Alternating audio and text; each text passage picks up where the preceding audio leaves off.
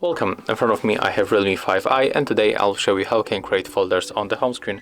So the first you have to click and hold one of the application and then drag it for another one, just like that. As you can see, here we got our folder.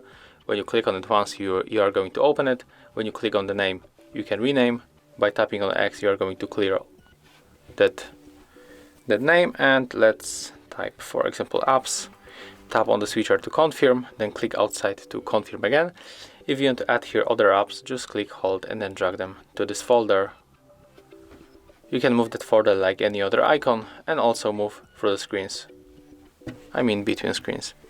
So as you can see, that's all. If you find this video helpful, remember to leave a like, comment, and subscribe.